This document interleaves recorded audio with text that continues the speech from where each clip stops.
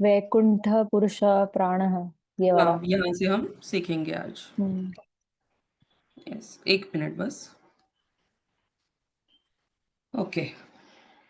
वैकुण्ठः पुरुषः प्राणः। वैकुंठः पुरुषः प्राणः। वैकुण्ठः पुरुषः प्राणः। वैकुंठः पुरुषः प्राणः।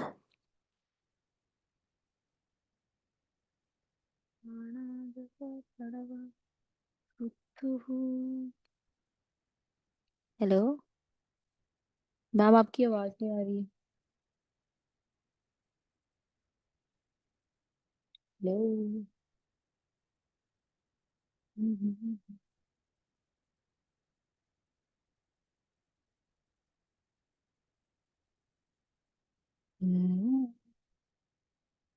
हेलो।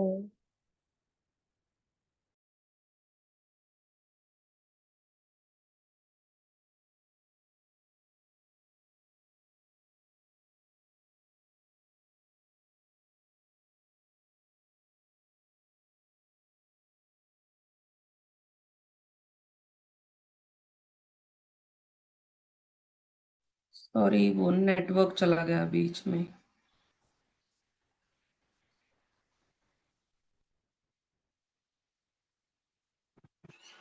आवाज आ रही है अभी ठीक से? Yes ma'am. ओके, तो इसको पढ़ लेते हैं फिर से। वैकुंठः पुरुषः प्राणः। वैकुंठः पुरुषः प्राणः। प्राणदः प्रणवः पृथुः। प्राणदः प्रणवः पृथुः। प्राणदः प्रणवः पृथुः। प्राणदः प्रणवः पृथुः। हिरण्यगर्भः शत्रुघ्नो। हिरण्यगर्भ शत्रुघ्नो। हिरण्यगर्भः शत्रुघ्नो। हिरण्यगर्भः शत्रुघ्नो। व्याप्तो वायुरधोक्षजः। वाय व्या व्याप्तो वायुरधो धोक्ष धोक्षजः। व्याप्तो वायुरधोक्षजः। वायु व्या व्याप्तो वायुर्ध्योक्षजः। वायुरधोक्षजः। वायुर्धोक्षजः। र का उच्चारण पूर्ण करना है। ओके। हम्म। ओके, तो ये सॉरी, आगे चलते बोल रही हूँ। तो वो नहीं भागना है इतना।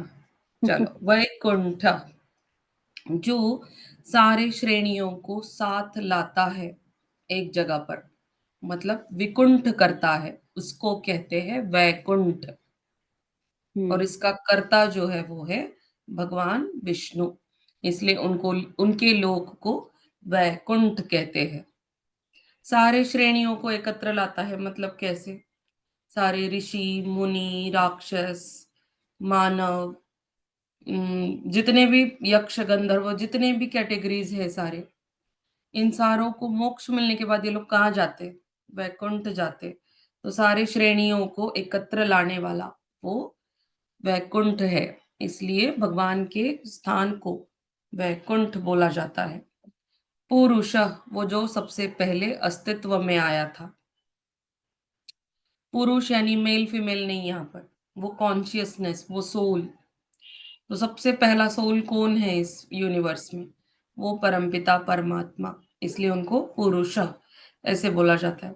फिर प्राण, जो हर एक के शरीर में प्राण के स्वरूप में व्याप्त है, प्रेजेंट है। प्राण द, जो जीवन दाता है, जो प्राण देने वाला है, इसलिए उनको प्राण द ऐसे बोला बोला जाता है। प्रणव, जिसकी स्तुति की जाती है और साष्टांग नमस्कार जिसको अर्पित किया जाता है, इसलिए उनका नाम है प्रणव। ओके। आगे पृथु, तो ये राजा पृथु आपको पता होंगे। नो। सतयुग में सबसे पहले राजा पृथु की कहानी आती है। नो तो ये मैम। राजा पृथु और कोई नहीं, भगवान विष्णु का ही राजा स्वरूप है वो, एक राजा के रूप में वो इस पृथ्वी पर आए थे। और राजा पृथ्वी की तपस्या की वजह से ही इस यूनिवर्स को पृथ्वी ऐसे नाम मिला, अर्थ को। ओके, राजा पृथु की तपस्या की वजह से ही पृथ्वी ऐसे नाम मिला। आगे, हिरण्यगर्भ, जो हिरण्यगर्भ से इस संसार की रचना करते हैं। शत्रुघ्नो, जो सारे देवताओं के शत्रुओं का नाश करते हैं। व्याप्तो, वो जो हर प्राणी में, हर एक चीज में प्रेजेंट है, पूर्ण विश्व भर में वो व्याप्त है। वायुरधोक्षजः, वायु मतलब हवा नहीं, वो जो अपने भक्तों की तरफ बढ़ता है उनको कहते हैं वायुर। अधोक्षजः, वो जो अपने मूल स्वभाव से कभी पतित नहीं होता, उनको कोई फर्क नहीं पड़ता, उनके स्वभाव में कभी चेंजेस नहीं होते, इसलिए उनको अधोक्षजः ऐसे बोला जाता है। ओके, आगे चले। यस। 45। Yes ma'am. यस। ऋतु सुदर्शन काल, ऋतु सुदर्शन कालः। ऋतु सुदर्शन काल, ऋतु सुदर्शन कालः। परमेष्ठि परिग्रहः, परमेष्ठी परिग्रहः। परमेष्ठि परिग्रहः, परमेष्ठी परिग्रहः। उग्रः संवत्सरो दक्षो, उग्र संवत्सरो दक्षो। उग्रः संवत्सरो दक्षो, उग्रः संवत्सरो दक्षो। विश्रामो विश्वदक्षिणः, विश्रामो विश्वदक्षिणः। विश्रामो विश्वदक्षिणः। विश्रामो विश्वदक्षिणः। ओके, तो यहाँ पर ऋतु यानी सीजन्स नहीं है, ऋतु यानी समय, काल, इसलिए ऋतु सुदर्शन काल। तो वो जो समय का स्वभाव है, हमेशा गतिशील रहता है समय, किसी के लिए भी नहीं रुकता। तो भगवान भी ऐसे ही है, समय के जैसे निरंतर आगे आगे आगे बढ़ते रहते हैं, समय के जैसे। सुदर्शन, जिसका दर्शन या दृष्टि अर्थात ज्ञान, परम शुभ फल मोक्ष प्रदान करने वाला है। तो ये जो सुदर्शन चक्र दिखाते हैं ना भगवान विष्णु के हाथ में, वो क्या है? वो ज्ञान का प्रतीक है, शुभ फल का प्रतीक है, मोक्ष का प्रतीक है। तो ये इसीलिए उनको सुदर्शन ऐसे बोला जाता है। जिनकी दृष्टि से अगर देखा जाए तो ज्ञान प्राप्त होगा, शुभ फल प्राप्त होगा और मोक्ष की प्राप्ति होगी। तो आप जब भी देखो, कृष्ण अवतार में या विष्णु अवतार में, भगवान ने जब भी सुदर्शन का प्रयोग किया है, जिसका भी वध हुआ है उसको मोक्ष मिला है। ओके, इसलिए सुदर्शन जो है वो ज्ञान का प्रतीक है, शुभ फल का प्रतीक है और मोक्ष प्रदान करने वाला है। आगे, कालह, वो जो खुद हर चीज को माप सकता है, लेकिन उनकी शक्तियों को हम नहीं माप सकते। वी कैन नॉट, मतलब अंडरस्टैंड नहीं कर सकते हम पूरी तरह से उनकी शक्तियों को। और वो काल के जैसे बस बढ़ती रहती है, कभी खत्म नहीं होती। परमेष्ठी, जो अपने हृदय में आकाश को निवास करता है। तो आकाश पूरा कहाँ है ये? हम जब पृथ्वी के बाहर देखते, पूरा ये नीला नीला आकाश दिखता है, वो एक्चुअली हम्म। प्रेजेंट कहाँ है? भगवान के हृदय के अंदर।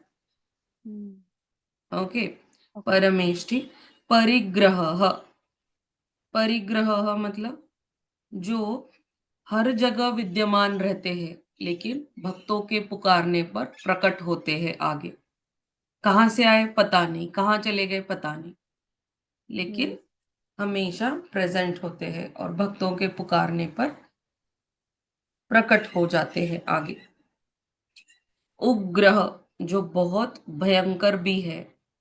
जब भगवान क्रोधित होते हैं तो वो बहुत उग्रम वीरम महाविष्णु, हम्म। नरसिम्हा के लिए जो मंत्र बोला जाता है, तो ये नरसिम्हा अवतार के लिए शब्द है एक्चुअली उग्र। तो जो वो जब गुस्सा हो जाते हैं तो बहुत भयंकर स्वरूप धारण करते। संवत्सरो, वो जिसमें सारे प्राणी निवास करते हैं। संवत्सर यानी वर्ष के जैसे। आपको पता है ऐसे अलग अलग वर्ष होते हैं। किम पुरुष वर्ष होता है। ऐसे अलग अलग द्वीप है।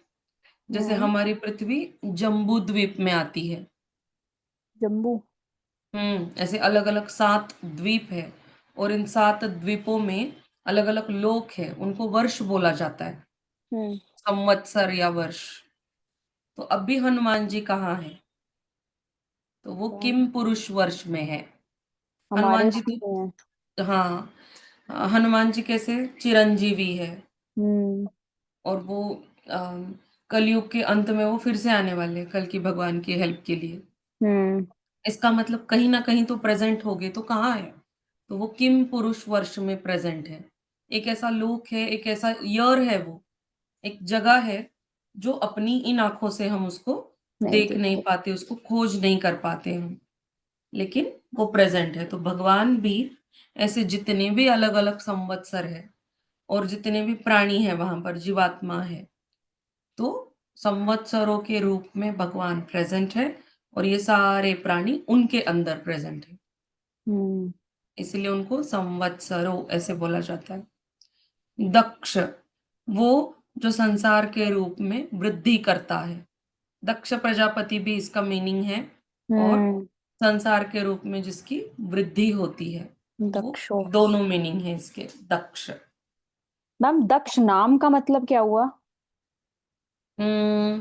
ध्यान देना, ऑब्जर्व करना। अच्छा। लेकिन कैसे observe?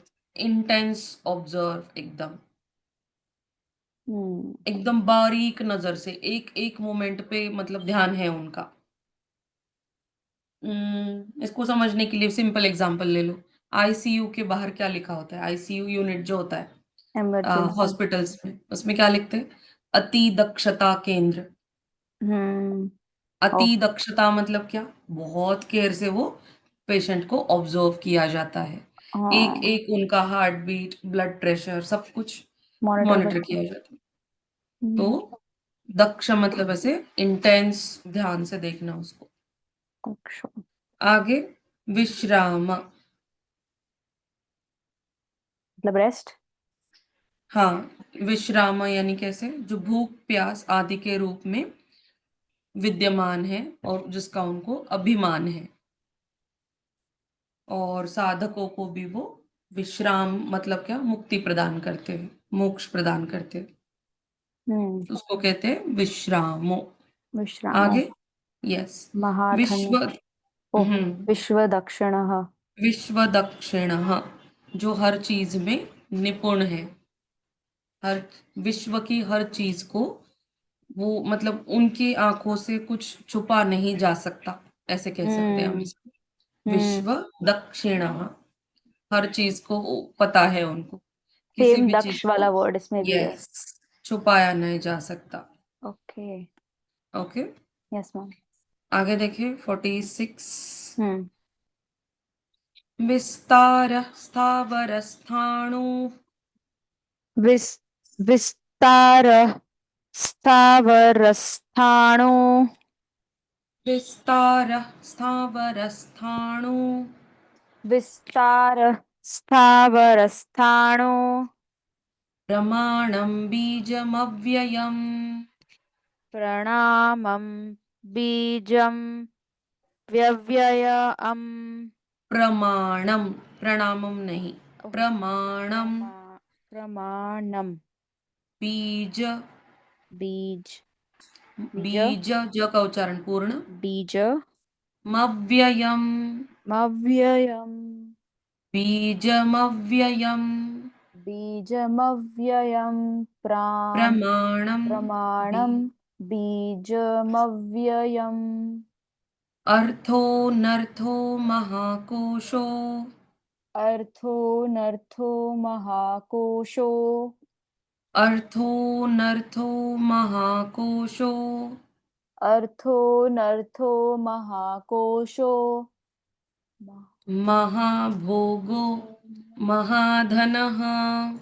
महाभोगो महाधनः। महाभोगो महाधनः। महाभोगो महाधनः। Okay. Yes so ma'am. विस्तार, जिन्होंने अपने ही रूप को इतना विस्तार पूर्वक अलग अलग लोकों में प्रकट किया है। हम्म। विस्तार मतलब स्प्रेड, इनहेरिट किया है उन्होंने अपने अलग अलग रूपों को अलग अलग लोकों में। कितने लोक है अलग अलग? बहुत सारे। इतने सारे हैं, है ना। हम्म। जैसे वैकुंठ है, ब्रह्मलोक है, कैलाश, पृथ्वी, पाताल, स्वर्गलोक, हम्म। और गोलोक, साकेत धाम, ध्रुवलोक, हम्म। जनलोक, तपलोक, ज्ञानलोक, ऐसे कितने सारे लोक हैं। हर लोक हम्म। में उन्होंने खुद को अलग अलग रूप में प्रकट किया है। या। स्थावर स्थाणु, जो दृढ़ता पूर्वक इन सारे लोकों में स्थित है, वो हम्म। वहां से कभी चले नहीं जाते, वो हमेशा स्थित होते हैं। हम्म। पृथ्वी पर भी वो अलग अलग अवतारों में प्रकट होते रहते हैं। और देखो, जब पृथ्वी पर उनका अवतार पूर्ण हो जाता है तो वो चले वहीं पर जाते हैं। अपना एक विग्रह बनाकर छोड़ जाते हैं। विग्रह तो मतलब? उन मूर्तियां, मूर्ति। मूर्ति स्वरूप बन जाते हैं। जैसे जगन्नाथ मूर्ति स्वरूप है, विठ्ठल भगवान है, हम्म। वेंकटेश्वरा है, दत्त भगवान है, द्वारकाधीश, वृंदावन में सारे मंदिर, राम जी का मंदिर, जितने भी हम्म। मंदिर है, सारे मंदिरों में जो विग्रह है वो भगवान के अवतार के बाद, जैसे का, एक मिनट, हाँ कृति जी। Yes ma'am.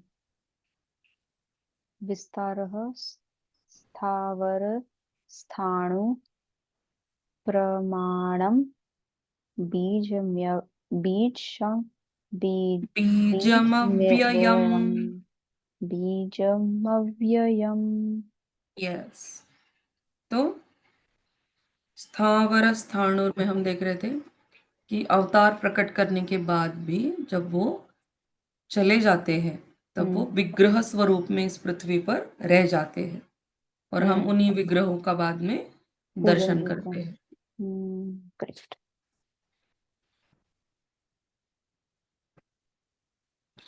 अर्थो नहीं, प्राणम। यस। आगे देखेंगे प्रमाणम, मैं इसको वो जो प्राणम शुद्ध क्यों पढ़ रही हूँ, म नहीं दिख रहा मुझे। प्रमाणम, प्रणाम नहीं है, ये हम्म। प्रमाण है। प्रमाणम। प्रमाण है, जो वो शुद्ध चेतना की प्रकृति है। प्रमाणम।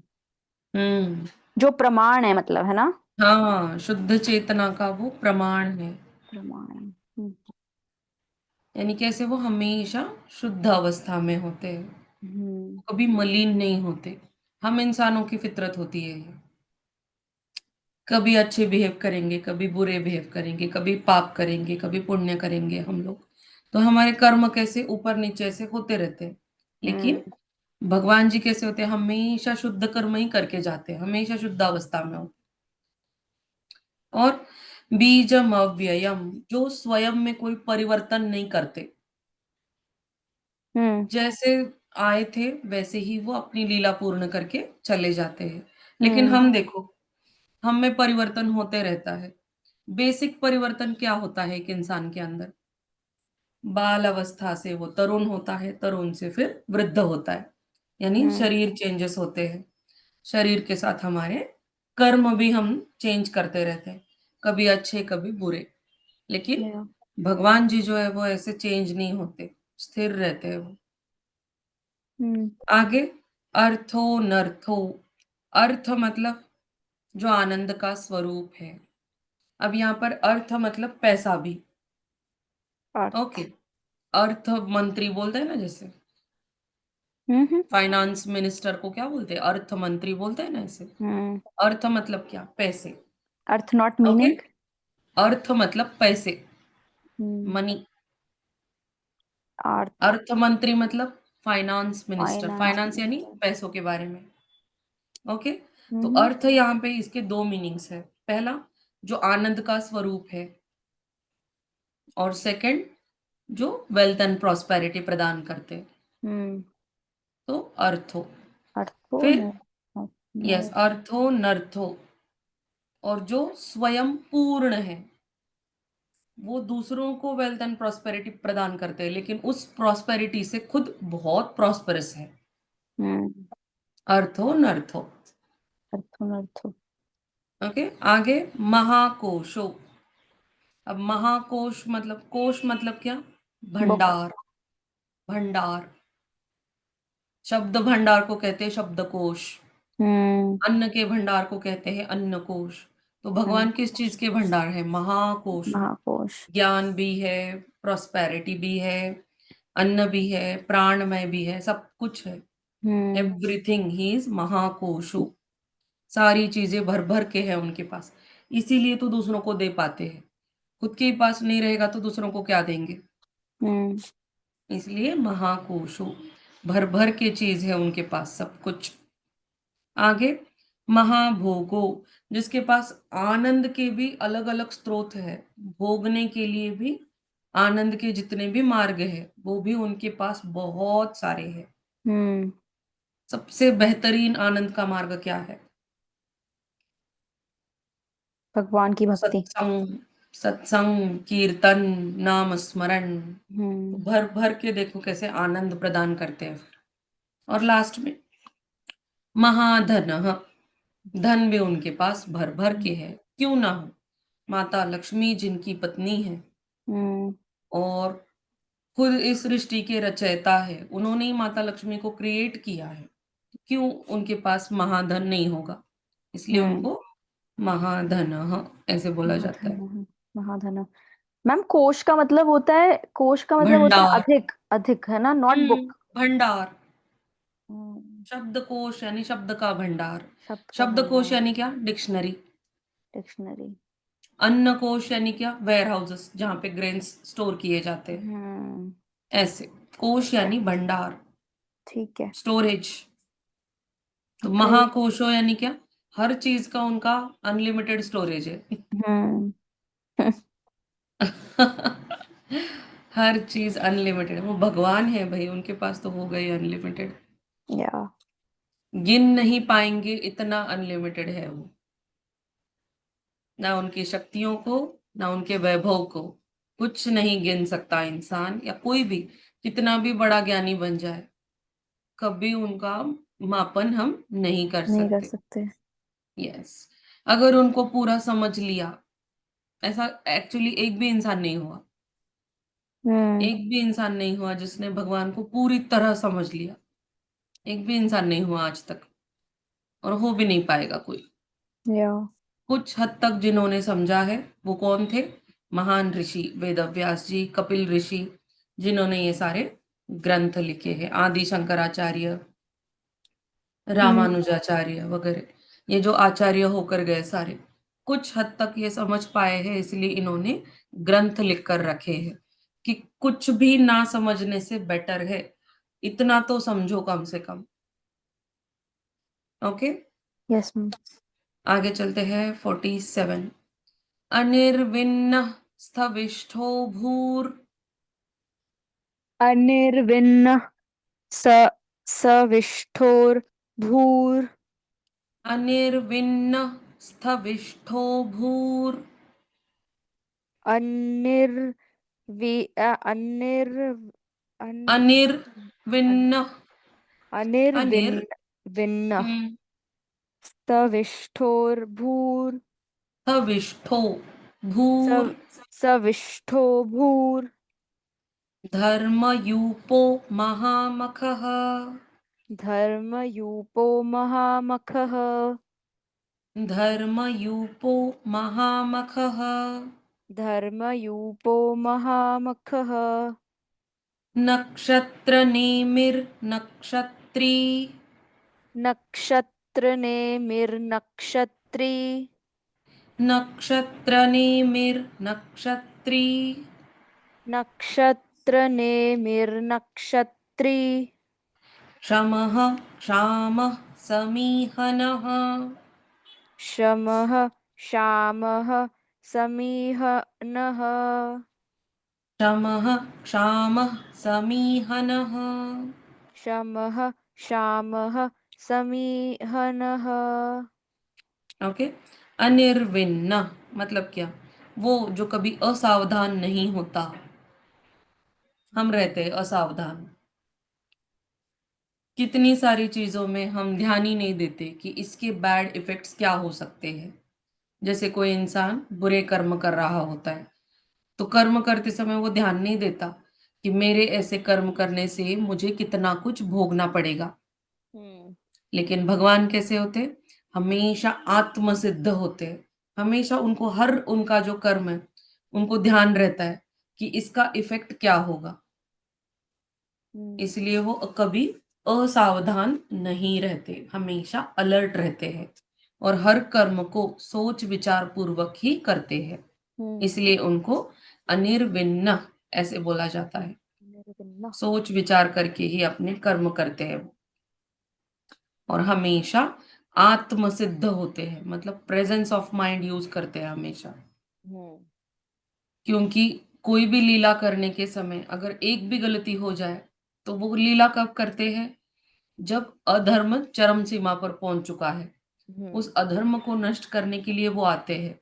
और अगर एक भी गलती अगर उनसे हो गई, तो पूरा अधर्म का फिर बढ़ जाएगा, और जो भगवान जिस कार्य करने के लिए आए हैं वो कर नहीं पाएंगे। इसीलिए हर कर्म को वो बहुत सावधानी से करते हैं।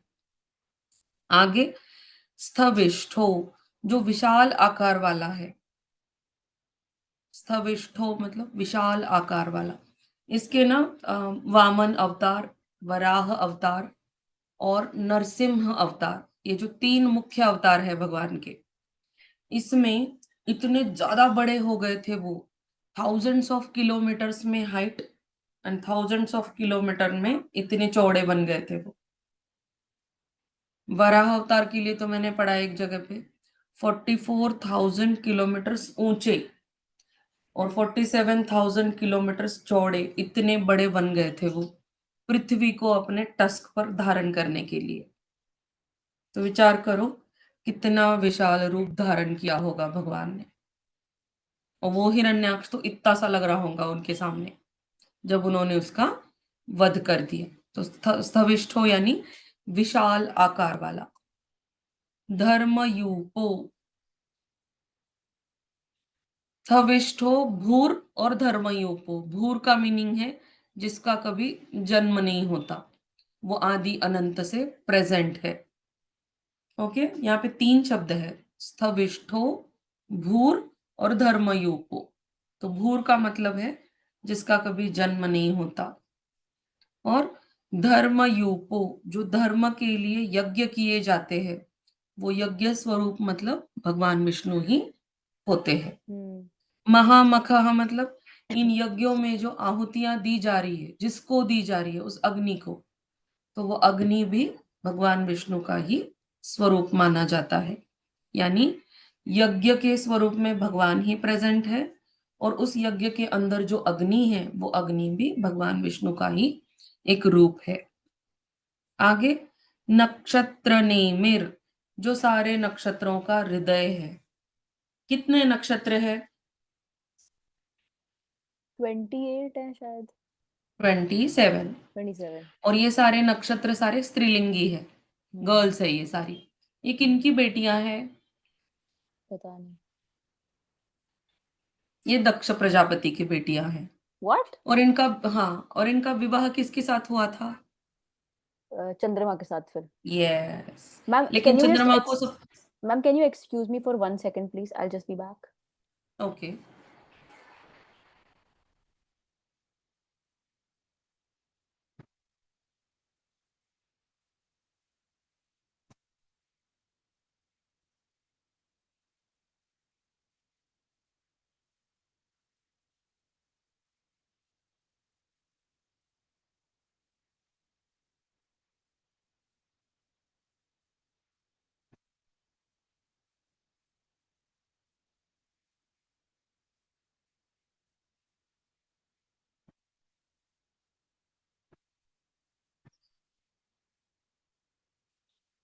यस मैम, सॉरी, आप बताइए। यस, तो हम कहाँ थे? नक्षत्र नेमिर। Yes ma'am. नक्षत्र नेमिर नक्षत्री, वो रोहिणी नक्षत्र जो थी हम्म। चंद्रमा को, वो सबसे ज्यादा प्रिय थी। हम्म। ओके, तो बताने का ये क्या है यहाँ पे कि सारे नक्षत्रों के वो हृदय है, और नक्षत्री मतलब वो चंद्रमा के रूप में। हम्म। तो ये जो सारे नक्षत्र है इनका हृदय अपने पति के लिए है। उनके पति कौन है? चंद्रदेव। या। और चंद्रदेव कौन है? विष्णु भगवान का ही एक रूप है। ओ। तो नक्षत्र नेमिर यानी सारे नक्षत्रों के वो हृदय है, और नक्षत्री यानी वो चंद्रमा के रूप में है। Ma'am, I have one question. Hmm. अगर ये सब प्रजापति दक्ष के बच्चे हैं तो किसी नक्षत्र का नाम पार्वती क्यों नहीं है? पार्वती नहीं नहीं नहीं, है। सती क्यों नहीं है? स्वाति नक्षत्र, अश्लेषा नक्षत्र, सती, पूर्वाषाढ़ा नक्षत्र, सती क्यों नहीं ये है? सारे जो नक्षत्र है। सती तो थी ना 27। उनकी बेटी, सती थी ना उनकी बेटी प्रजापति दक्ष ये की। अलग अलग युगों की कहानियां हैं ये ऐसे। दक्ष आ, प्रजापति की बहुत सारी बेटियां हैं। अच्छा। ओके, अलग अलग युगों में वो प्रकट होते हैं। अलग अलग युगों में इनकी अलग अलग पुत्रियां हैं। ठीक है। हम्म। आई तो थॉट ये इस वो एक ही प्रजापति हैं जो, जिनकी डॉटर सती है।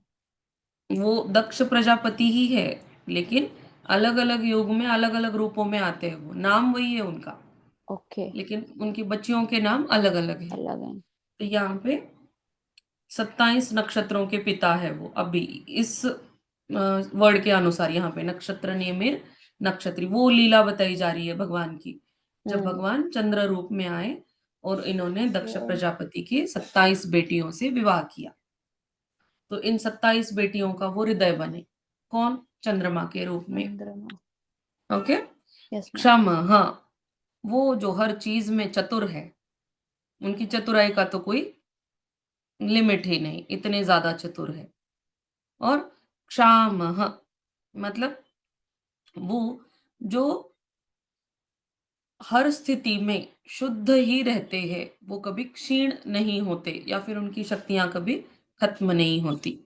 क्षामः, उनकी शक्तियां, उनकी वृत्तियां, उनका स्वभाव, उनके गुण कभी कम नहीं होते।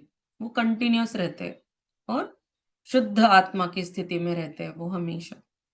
लास्ट में समीहनः, जो सृष्टि के लिए अच्छा परिश्रम करता है।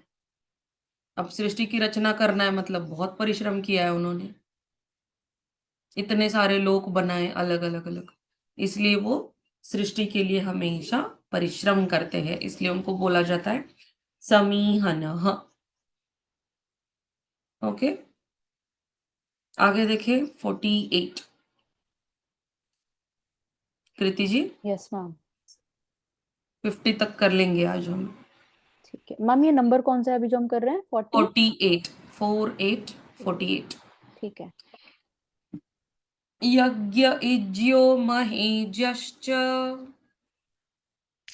यज्ञो, यज्ञ, इज्यो, ओ यज्ञ, आ, यज्ञ इज्यो मैं मैम मैम मेरे को मैं ना ये एक बात बताती मैम हूँ मेरे को ना ये आपको। कॉन्शियसली अभी तक याद नहीं हुआ है शब्द, मैं क्या करूं? नहीं, आप ना श्लोक बोलते समय ऐसा ना कीजिए। ऐसे नहीं करिए आप प्लीज। ओके, नहीं आता है तो नहीं, ठीक है, हम प्रैक्टिस तो करवा रहे हैं आपको। ओके, 50 श्लोकों के बाद ना एक सेशन में हम ये 50 श्लोक फिर से बोलेंगे हम। एक एक चरण में बोलूंगी, आप रिपीट करना मेरे पीछे पीछे, ठीक है। क्योंकि वो अक्षरों के जो उच्चारण है वो परफेक्ट हो जाएंगे आपके। ठीक है। ओके, कल के सेशन में हम वही करते हैं, कल नहीं, अभी मंडे के सेशन में यस मैम, यज्ञ। 50 श्लोक ये पूरे हो जाएंगे ना। तो हम्म। ये जो 108 श्लोक है, 1 से शुरू हो रहे हैं, ओम विश्वम विष्णुर्वषट्कारो, हम्म। वहां से लेकर यहाँ तक हम इसको रिवाइज करते हैं एक बार। ठीक है मैम। ओके, तो ये हम्म। श्लोक पढ़ो अभी। यज्ञ इज्यो महेज्यश्च। यज्ञ इज्यो महेज्यक्ष ज्यश्च। जश्च यस, अभी ज पूरा रिदम में जश्च बोलेंगे। यज्ञ इज्यो महेज्यश्च। यज्ञ इज्यो महेज्यक्ष ज्यश्च। जश्च, जश्च, अच्छा, अक्षर बताती हूँ इसको कैसे करना है। आधे ज के साथ य, ज्य, जे ज, वाई ए। ओके। ज, और श्च, श्च, J Y A S H. च, जश और च, जश, सी एच। जश्च, जे जश्च, Y A S H C H. J जश्च, Y A, S H C H. ज, जश, जश्च। जश्च, हम्म। जश्च, यज्ञ इज्यो महे जश्च। यज्ञ इज्यो महेश, महे, जश, जश, जश, यश्च। जश, जयश्च, जश्च, जयश नहीं, ज्य। जा, जे क्यों नहीं आ रहा? आएगा। जश्च। जश्च, जश्च मैम, जब हम्म। उसको फ्लो में पढ़ते हैं ना तो मेरा प्रोनाउंसिएशन चला जाता है। ठीक है ना, पहले आराम आराम से बोलना है, फिर फ्लो में जाना है वैसे रिदम के साथ। यज्ञ इज्यो हम्म। महे, जयश्च, जयश्च नहीं, आधा ज है इसलिए जश्च। जश्च, हम्म। य का ओके। साउंड ही नहीं आ रहा इसमें। जश्च, आधे ज के जश्च, साथ य, ज्य। ज, यश, ओके। सेकंड चरण जश्च। देखिए। हम्म। क्रतुः सत्रम सतांगतिः। मैम एक और बारी।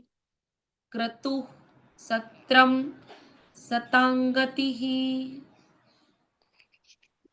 क्रतु, क्रतुः। क्रतु, हम्म। सत्रम, सत्रम सता, सतां सताम, गतिः। तिहि। ओके। क्रतुः सत्रम सतां गतिः। क्रतुः सत्रम सताम गतिः। सर्वदर्शी विमुक्तात्मा।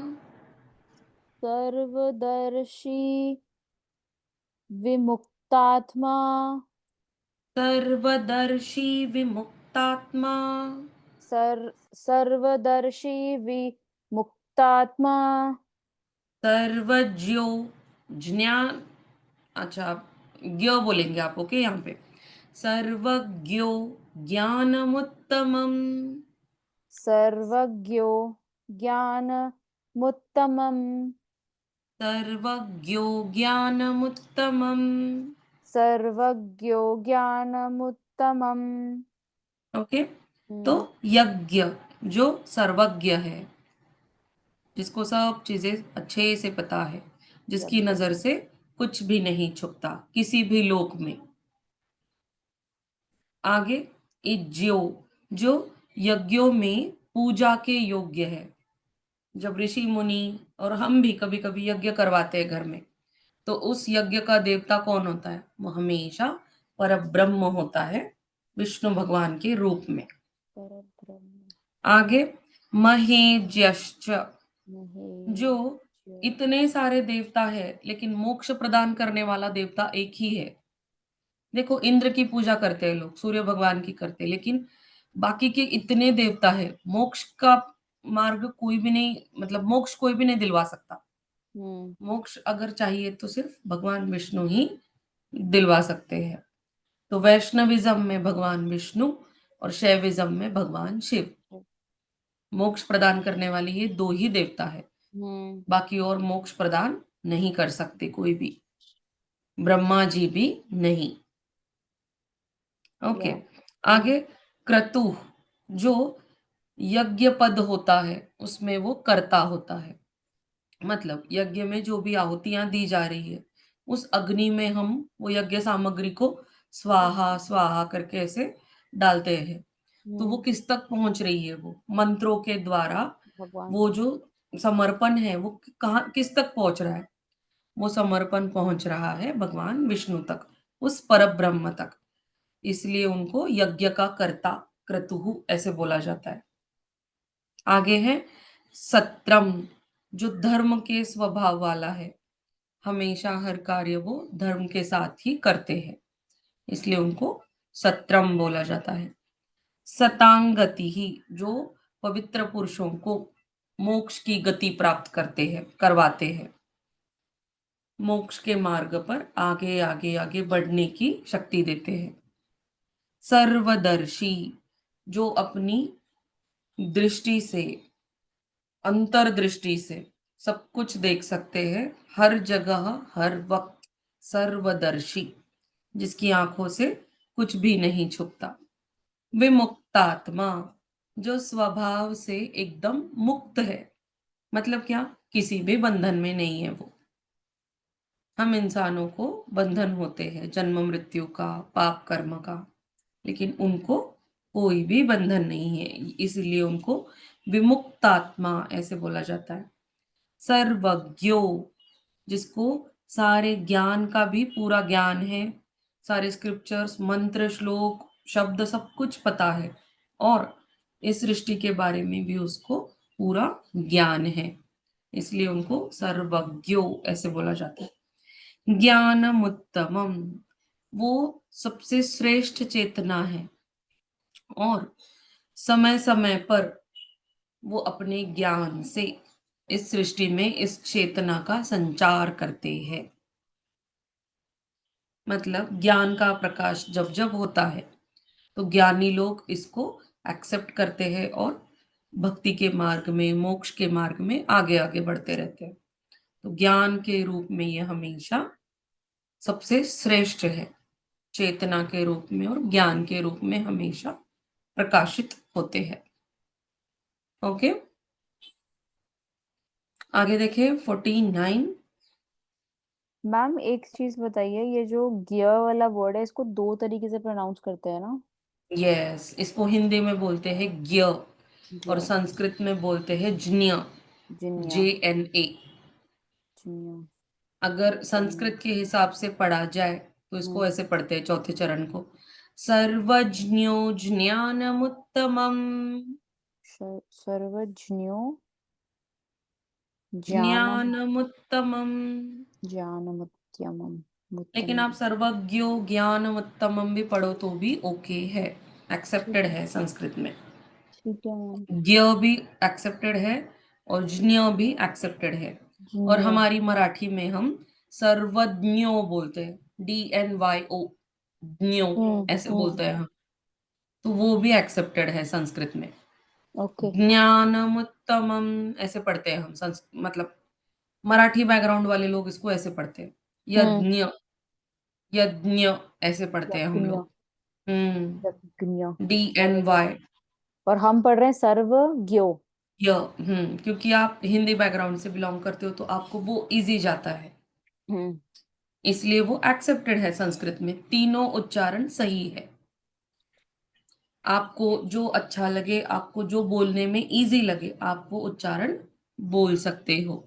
सर्वज्ञो, सर्वज्ञो या सर्वज्ञो, कोई भी हम्म। उच्चारण आप कर सकते हो।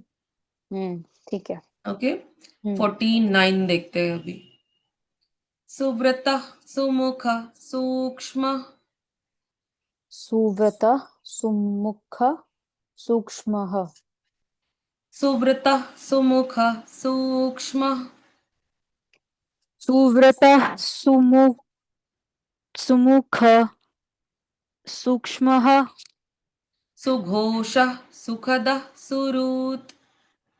सुघोषः सुखदः सु सु सु सुहृत्, हृदय सुरु का रू है यहाँ पर, सुरुत। आधे ह के साथ ऋषि का रू, हृदय का रू।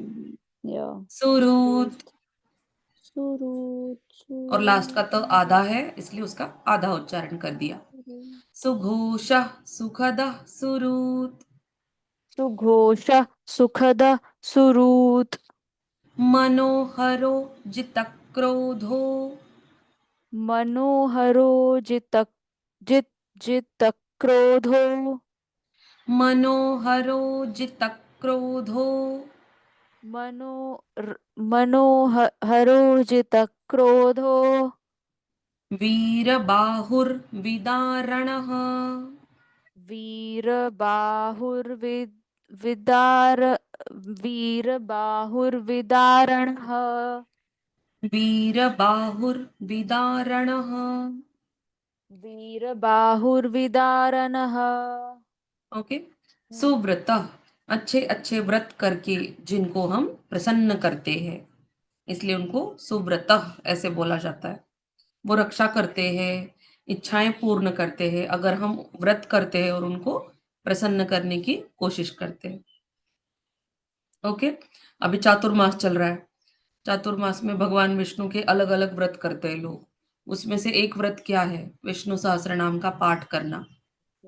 तो आप भी एक तरीके से एक व्रत ही कर रहे हो, इसको सीख कर। भगवान विष्णु इससे प्रसन्न हो जाते हैं और अपनी मनोकामनाएं हमारी वो पूर्ण करते हैं। आगे, सुमुख, जिसका मुख एकदम सुंदर है। भुवन सुंदर बोला जाता है भगवान को। क्यों? रुक्मिणी माता का जो उन्होंने पत्र लिखा था कृष्ण भगवान को, 7 श्लोक लिखे थे उन्होंने, कि और पहला ही श्लोक क्या लिखा था? बस आपके बारे में सुनकर, जो भुवन सुंदर है, मैंने मेरा हृदय आपको दिया है और मैं आपसे विवाह करना चाहती हूँ। पहला श्लोक ये लिखा था उन्होंने। तो भुवन सुंदर मतलब क्या? जितने भी लोक हैं, उन सब लोकों में सबसे सुंदर कौन है? तो वो भगवान विष्णु है। इसलिए उनको सुमुखा ऐसे बोला जाता है।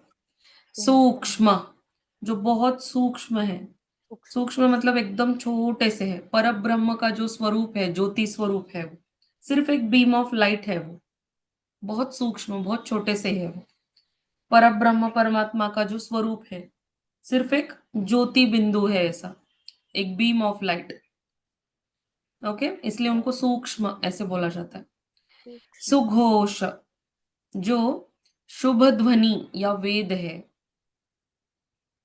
ओके। हम्म। तो वेदों की जो ध्वनि उत्पन्न होती है ना, वेदों के मंत्र उच्चारण करने के बाद, हम्म। वो ध्वनि है वो भगवान। वो ध्वनि जो आती है, वो ध्वनि और कोई नहीं, वो भगवान विष्णु का ही एक ध्वनि स्वरूप है। इसलिए उनको सुघोष ऐसे बोला जाता है। आगे, सुखद, जो पुण्य आत्माओं को सुख प्रदान करते हैं। पुण्यात्मा। आगे, सुरुत, जो बिना किसी प्रतिफल की आशा से सहायता करते हैं। सूरज। किसकी? पुण्यात्माओं की। अगर किसी ने अच्छे कर्म किए हैं और वो किसी चीज में भगवान को याद कर रहा है, तो भगवान हम्म। उसकी सहायता करते हैं, रिटर्न में कुछ मांगे बिना। हम्म। इसलिए उनको सुरूत ऐसे बोला जाता है। जो अच्छे हृदय वाले लोग होते हैं, उनकी वो सहायता करते हैं, रिटर्न सूरज। में कुछ मांगे बिना। मैम एक बारी आप, मनोहरो। मैम एक बारी फिर से प्रोनाउंस करोगी ये वर्ड कैसे? मैं आई वांट टू हियर। सुरूत, देखो, सुरूत। सुरूत। यस। सुरूत। SUHRUT। मैम ये एक लाइन में आप ये पूरा कैसे पढ़ोगे एक सांस में? इसमें तो बहुत है। इसमें क्या होता है देखो, ये जो विसर्ग है सारे, हम्म। इसको आधे स के उच्चारण लगते हैं, क्योंकि हर विसर्ग के बाद स से अक्षर शुरू हो रहे हैं। जो आप कल बता रहे थे। हम्म। सुव्रतः, सुमुखः, सूक्ष्मः, सुघोषः, सुखदः, सुरुत।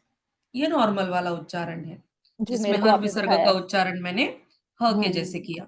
हम्म। अगर स के जैसे करेंगे तो कैसे होगा? सुव्रत। सुव्रतः, सुमुखः, सूक्ष्मः, सुघोषः, सुखदः, सुरुत। मैम ये बहुत अच्छा साउंड रहता है। हाँ। तो ये जो ध्वनि उत्पन्न होती है ना, ये जो दिखते नहीं है ना हमको साउंड वाइब्रेशंस, हम्म। वो साउंड वाइब्रेशंस पॉजिटिव इफेक्ट करते एंड हैं। आई थिंक जो अलग सेकंड अलग। सेकंड तरीका है बोलने का, उसमें एफर्ट भी थोड़ा कम लगता है। हम्म। क्योंकि वो रिदम में आ रहा है ना पूरा, आधे आधे स के हम्म। उच्चारण भी बीच बीच में कर रहे हैं हम ऐसे।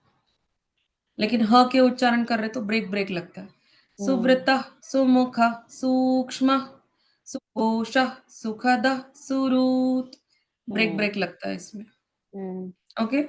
या। ठीक है, आगे देखते हैं। मनोहरो, जो हम्म। आनंदमय स्वभाव का है और सबका आनंद से मन हर लेता है, इसलिए उनको मनोहरो, मन को आकर्षित करते हैं और आनंद प्रदान करते हैं। जित क्रोधो, जिसने क्रोध पर विजय पा लिया है, इसलिए तो वो क्रोधित नहीं होते छोटे छोटे मोमेंट्स पे। हमारे जैसे नहीं होते वो। छोटे-छोटे चीज़ों में हम क्रोधित हो जाते हैं, वो नहीं होते वैसे। इतने असुर परेशान करते हैं, लेकिन देखो कितना टाइम देते हैं वो, जब तक उस असुर का पाप का घड़ा भर नहीं जाता, तब तक भगवान अवतरित नहीं होते। हम्म।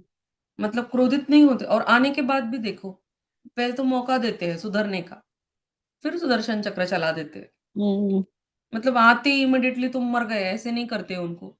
या। आने के बाद भी उनको वो सुधारने का मौका देते हैं। इसलिए उसको उनको कहा जाता है जितक क्रोध हो, जिन्होंने क्रोध पर जीत पा ली है।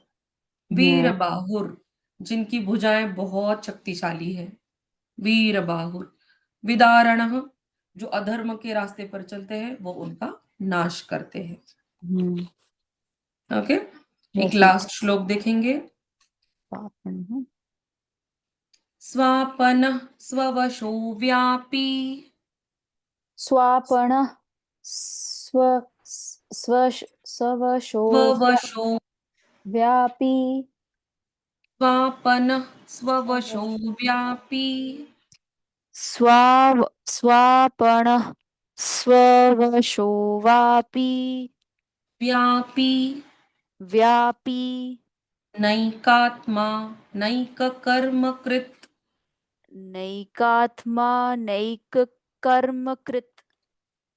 नैकात्मा नैककर्मकृत्, नैकात्मा नैककर्मकृत्। वत्सरो वत्सलो वत्सी, वत्सरो वत्सलो वत्सी। वत्सरो वत्सलो वत्सी, वत्सरो वत्सलो वत्सी। रत्नगर्भो धनेश्वरः, रत्नगर्भो धनेश्वरः। रत्नगर्भो धनेश्वरः। रत्नगर्भो धनेश्वरः। फिर स्वापनः मतलब सपने, हमारे सपने। तो वो क्या होते हैं? हमारी सपने में देखो कभी-कभी हम कितना कुछ देख पाते हैं। एक्चुअली कहा जाता है कि इंसान ब्रह्म मुहूर्त में सुबह 3 से 5 बजे के बीच में हर इंसान को अपने स्वप्न में भगवान का दर्शन होता है। अज्ञान अवस्था होती है हमारी, हमको समझ में नहीं आता वो। लेकिन ये बात सच है और इसको पुराणों में भी बताया गया है। बहुत ऋषियों ने इसका अनुभव भी किया है। इसलिए तो कहते हैं कि ब्रह्म मुहूर्त में जागना चाहिए और अच्छे कार्य करने चाहिए। कोई पाठ करो, जाप करो, नामस्मरण करो, कुछ भी। क्यों? क्योंकि वो टाइम पे बहुत सारे शुभ तरंग होते हैं वायुमंडल में। पॉजिटिव एनर्जी होती है जो हमको एक्सेप्ट करनी चाहिए। लेकिन हम लोग क्या करते हैं? क्या? मीठे-मीठे सपने देखते रहते हैं 3 से 5 बजे के बीच में। कितनी गहरी नींद में होते हैं हम लोग। तो यहाँ स्वापनम मतलब अज्ञान निद्रा में वो भक्तों को दर्शन देते हैं। प्रेज़ेंट होते हैं वो हमारे पास। ऐसा क्यों? लेकिन अज्ञान हमको अवस्था में क्यों? अज्ञान अवस्था है ना वो हमारी, हम सोते हुए रहते हैं ना वो टाइम पे। लेकिन जो सबकॉन्शियस माइंड है ना उसको पता होता है, वो जागृत होता है। हम्म। जब हम जागृत है तो वो सबकॉन्शियस माइंड कॉन्शियस होता है लेकिन हम उसका यूज नहीं कर रहे होते। हम अपने माइंड का यूज कर रहे हैं।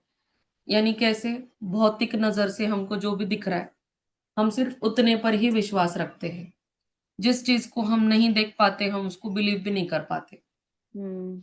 इन आंखों से जिसको हम नहीं देख पाते तो उसको हम बिलीव भी नहीं कर पाते। या। लेकिन जब हम सो जाते हैं मतलब क्या, ये आंखें बंद हो गई, मतलब इससे हम कुछ नहीं देख रहे, तो वो सबकॉन्शियस माइंड एक्टिवेट होता है। हम्म। इसलिए तो कभी-कभी वो सपने देखो कभी याद रहते, कभी याद नहीं रहते। हम्म। और 3 से 5 बजे का जो समय होता है, हर व्यक्ति के उस अज्ञान निद्रा में, उस सबकॉन्शियस स्टेट में भगवान उनसे मिलते हैं। इसलिए उनको स्वापन ऐसे बोला जाता है। पापन। आगे स्ववशो, सब शो। जो स्वयं के वश में है और बाकियों को स्व। भी वश में रखते हैं। स्ववश। स्ववशो जो नियंत्रित है, बहुत कंट्रोल्ड है, हमारे स्ववश। जैसे नहीं करते। जो मन में आया कर दिया कुछ भी।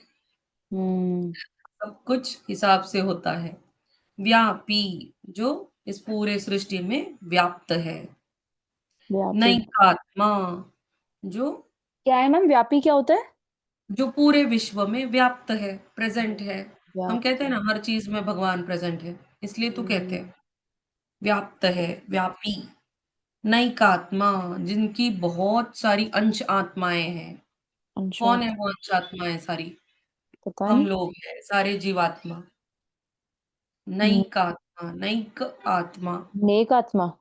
हम्म, जो विभिन्न अंश आत्माओं के रूप में जन्म लेते हैं। नेक नैक आत्मा। कर्म कृत, और अनेक कर्म हम्म। वो करते रहते हैं अलग अलग लोकों में। कौन से कर्म करते हैं? रचना करना, पालन करना और प्रलय, संहार करना। तो ये सारे कर्म वो अलग अलग लोकों में करते रहते हैं। वत्सर। वत्सरो, वो जिसमें सब कुछ निवास करता है। हम कहाँ हैं? भगवान के अंदर है। ब्रह्मांड कहाँ है? सारे उनके रोम भगवान के में स्किन है। पे। यस, वत्सरो, इसलिए सब कुछ उनके अंदर निवास करता है। वत्सलो, जो बहुत वत्सल है, कंपैशनेट, काइंड है। भक्त वत्सल इसलिए तो उनको बोला जाता है। वत्सल मतलब कंपैशन। कंपैशनेट, प्रेम से भरा हुआ। हम्म। बहुत प्रेम है उनके हृदय के अंदर अपने भक्तों के लिए। वत्सी, जो अपने भक्तों की रक्षा करते हैं। उस प्रेम वश, उस प्रेम की वजह से अपने भक्तों की वो हमेशा रक्षा करते हैं। बेस्ट एग्जाम्पल कौन? प्रहलाद महाराज। हम्म। हमेशा उनकी रक्षा की है। कितने अलग अलग तरीकों से उनको मारने की कोशिश की। कोशिश की। हम्म। यस, एक बार भी वो मार नहीं पाए उनको।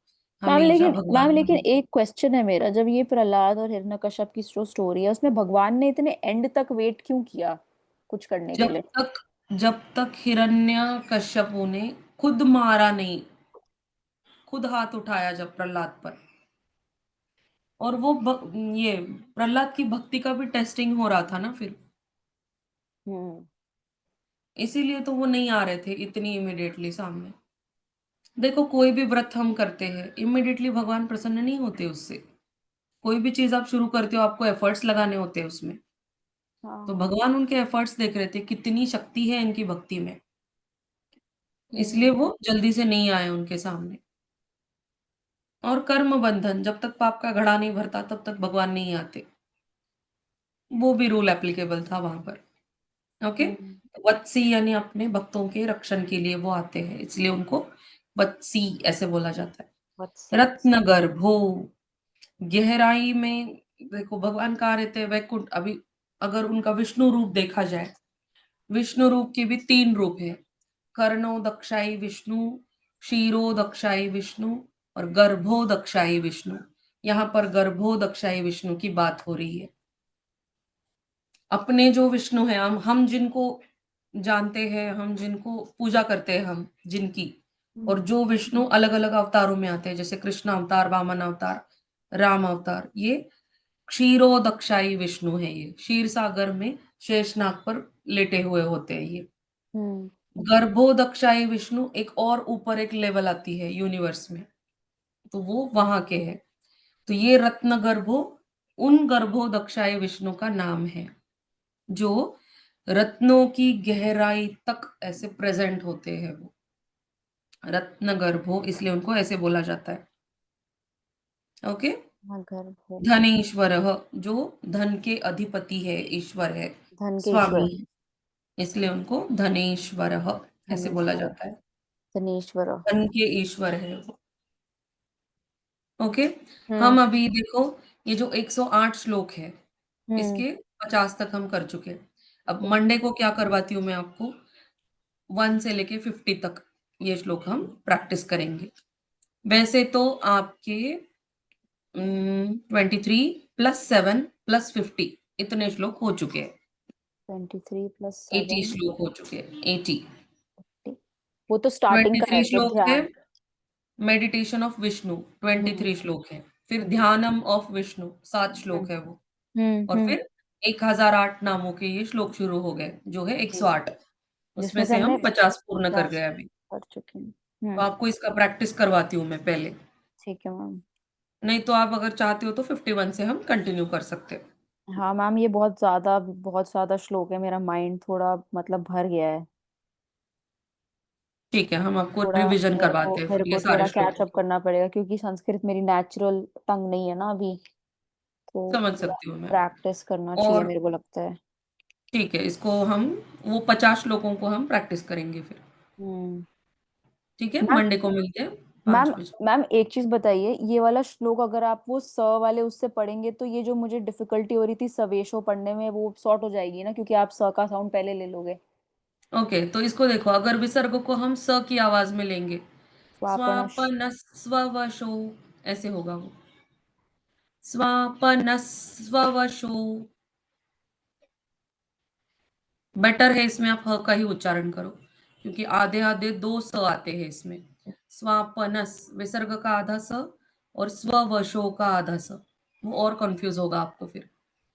ह की आवाज़ में ही आप कर सकते हो। स्वापनः स्ववशो, इस तरह से। ओके? मेरी आवाज़ आ रही है कृति जी?